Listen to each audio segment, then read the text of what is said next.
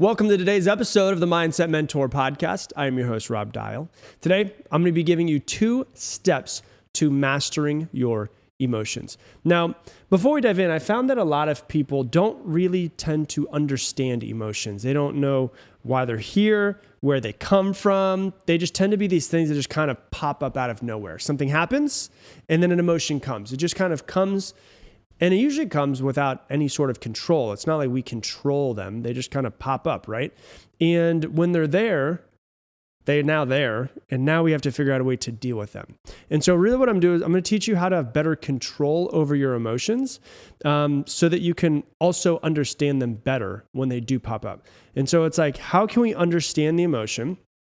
How can we understand why it's here, where it's coming from, why the emotion exists? And then also, when it does come up, how can I control them better so it just doesn't turn into some shit show?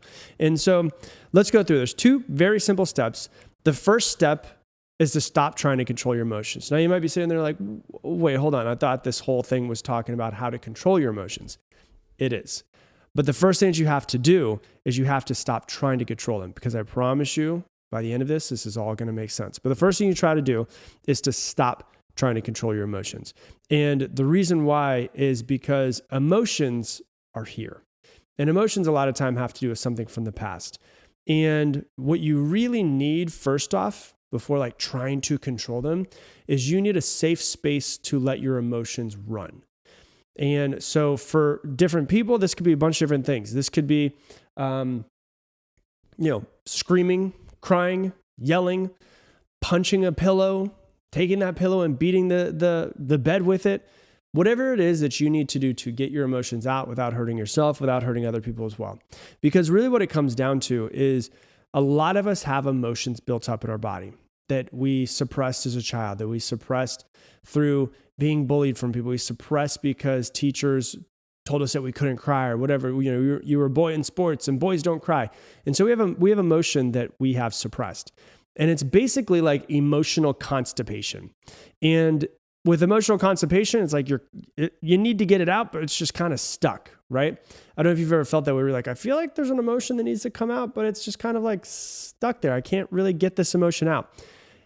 It's not really a huge deal until you've been holding on for way longer than you need to.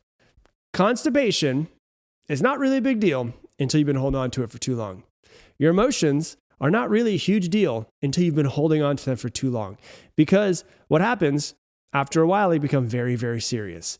And really, too many people try not to have emotions. You're taught not to have emotions. You're taught not to cry, not to be a certain way. And for some people, it might be like, hey, you were taught, big boys don't cry. So then maybe when you were a little boy, you were taught not to cry. Now you're older in life and it's like, you don't even know how to cry anymore. It's like it's completely taken out of you. Now, you might be someone who's like, well, I cry really easily. Well, maybe you were told like good boys or good girls don't get angry. And so maybe there's anger that's kind of like built up inside of you that just needs to come out. And so the first step to controlling your emotions is to literally stop trying to control them. Like, let them go. Let them come out of you. It is built up energy that is inside the body. And it's basically stuck inside of the body. And there's a lot of books around this. There's a lot of psychologists and that are now talking about this. One of them is, I think it's called The Body Keeps Score, where it's like your body will actually hold on to certain emotions. And it's basically like you're stuck in time in that emotion, in that place that your body's holding on to it. Emotions are basically energy that your body needs to release, right? It's energy that your body needs to release. And that's why you can see children, you're like, oh my gosh, they're so much more emotional. The reason why they're emotional is because they're actually doing what they're supposed to do. They're actually releasing the emotions that are supposed to be released. So you need to release them, but you also need to figure out a way to release them in a very safe manner. Safe for yourself, but also safe for other people as well. And so whatever that might mean to you, to let go of it. For you, it might be letting yourself cry uncontrollably. For you, it might be giving your anger a voice and then just allowing it to happen, screaming at the top of your lungs, finding a pillow and screaming and cussing and yelling into it for as long as you can, beating the shit out of the pillow, beating the shit out of the bed with the pillow, all of this stuff. It might be screaming at the top of your lungs in the shower. It might be any of those things. But really what it comes down to is the right way to release all of these emotions is fully your decision. This is the thing that you need to figure out. The important part of it, though, is to think of it as like an emotional constipation. It's like a river that has been dammed up. And with that, it's being held back. It's being held back. It's being held back. And with a lot of that, when you hold a river back, if you were to think about the amount of pressure that a dam holds back, if there's just a little bit of a crack, it breaks the whole thing down. And what happens is that emotional constipation gets a little bit of a crack in it. And then what happens? And your emotional constipation turns into emotional diarrhea all over somebody because of something that happened, right? And so something happens that has nothing to do with any of the things in the past, and you just explode on somebody. That person doesn't deserve that. What happened is you took the past, this dammed up river with all this pressure and pressure and pressure. It's built up, and then it just explodes all over one person, right? And so that emotional constipation turns into emotional diarrhea, and now we've just messed some things up. And so you have to ask yourself, and you've got to, and I know it's probably the most beautiful analogy I could have used. You're welcome for talking about emotional constipation, emotional diarrhea. It's beautiful because now you all have visuals and everyone has a different visual in your head, right? So if we're thinking of it this way, we need to ask ourselves, what do I need to start doing in order to allow myself to process my emotions? What do I need to start doing to process my emotions safely? Hey, if you're loving this episode, please do me a massive favor. Give us a like down below. And then if you have any things that you want me to cover in future episodes, go ahead and comment them down below in the comments. The way that I feel that I should, so if you were taught not to cry and then you're like, you know what? Humans cry. Humans have emotions. Maybe I need to unprogram this side of me out. And I need to feel things. I need to experience things. I need to allow myself to experience emotions. Okay, cool. Love that. Well, what do you need? What does that look like for you? Because what it looks like for you looks completely different for somebody else. So that's the thing that you really need to figure out is what does that mean for you? So that's step number one, is to stop trying to control that emotion. Let it happen. Just let it all out. Step number two, become curious about your emotions. So a lot of times what we do is emotions will come up and we'll feel them. And a lot of times we judge ourselves. Like, oh, I shouldn't have acted that way. Oh, I shouldn't have been this way. Oh, I'm sorry that I was so emotional. I'm sorry that I was acting this way, whatever it might have been. And we feel bad. We shame ourselves. We guilt ourselves. When in reality, what we really should do is we should start to become curious about all of them. But I would recommend that you become curious about it after the emotions have gone through. So let's say somebody says something to you, whatever it might be, and you just go off. And all of this anger that's inside of your body just explodes all over this person. Right then is not the best time to try to figure out why you feel the way that you feel. Because when your emotion is high, your logic is low. When your emotion is high, there's actually a part of your brain that's the thinking part of your brain, the prefrontal cortex, that kind of turns off. And so you can't really think. There's no executive function in your brain at that time. And so really what you want to do is when emotion is high, logic is low. Not try to process it then. After whatever happens, anger comes out, all of that, an hour later, when you've calmed down a little bit, start to become curious about it. Why did that happen? That person said that to me, and then this is the emotion that came out of me. Why? Why was it that way? And you start to become really curious. And what I would recommend that you do is you grab a pen and paper and you actually start to write down what you're thinking, what you're feeling, why you think it happened, and see if maybe you can take that current, present day, today emotion and connect it to something that happened in the past. And you might say, oh man, the reason why I reacted to what that woman said to me was because she reminded me of something that my dad used to say when I was younger that made me feel small, that made me feel not listened to, that made me feel worthless. And then you can actually start to connect present day emotions that are now being diarrheaed all over other people because you're being emotionally constipated to past feelings, events, all of those things that maybe you just at a young age were not emotionally intelligent enough to actually work through and process. Why did I feel that way? Why did I react that way? Why did that thing trigger me?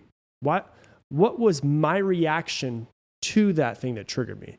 Because really what it comes down to is, and I say this all the time, and I get so many messages on Instagram, people saying, thank you for saying this, but it's not about what happens to you. It's about why you were triggered in the first place. Whatever that trigger was, why were you triggered? Because it's not the person's fault that said the thing to you. It's your fault for the way you reacted. Because I reacted that way because that person said this thing to me, that puts you in a victim standpoint. And when you're a victim, there's nothing that you can do about it. But instead of saying, well, I reacted that way because that person said that to me, victim, you say, I reacted that way and I was triggered because this is something that happened and I don't want to do that again. And I was triggered because it reminded me of something that happened to me 5 years ago with my husband, or reminded me of something that my mom used to say to me, or whatever it might be for you. It's different for everybody. But really what it comes down to is you have to take ownership for the things that, the way that you react. So many adults in the world are just grown-up children. They have emotions, they have reactions, and they blame everybody else for it versus saying, I need to take ownership for my reactions. At some point in time, you just got to be a fucking adult, right? Imagine somebody saying, well, I acted that way because of what this person said to me. I act this way because they hurt my feelings. That's such a victim, childish way of coming about something versus saying like, you know what? I shouldn't have reacted that way. I was triggered because of X, Y, Z. It was my fault. I need to apologize to that person. And so really what we need to do is we need to start becoming curious as to why we react certain ways. And I always say this, and I really truly believe it, is that someone that triggers you is giving you a gift. It's not someone to be mad at. It's not someone to be pissed off at. It's like, man, they triggered me so bad. And I am so grateful that they triggered me. And the reason why I'm grateful is because they are showing me where I am not free in my own mind. Because I don't know how many times I've said this on the podcast. Nobody can make you feel inferior without your consent. Eleanor Roosevelt said that years ago. So if you feel like, oh my gosh, that person talked down to me and they made me feel a certain way. No. Your reaction was your choice, whether you realize it or not. It might have been a real split-second choice, but somebody said something to you and you decided, oh, I'm going to put myself into a victim standpoint. Oh, I'm going to feel really hurt about this. In reality, what we're trying to do, and part of really becoming more of an adult, is choosing our reaction versus allowing our reaction just to be something that is an automatic thing that seems like it's coming up from the depths of our past. And so really what it comes down to is it has nothing to do with the event. It has nothing to do with what somebody said to you. It has everything to do with your reaction to the event.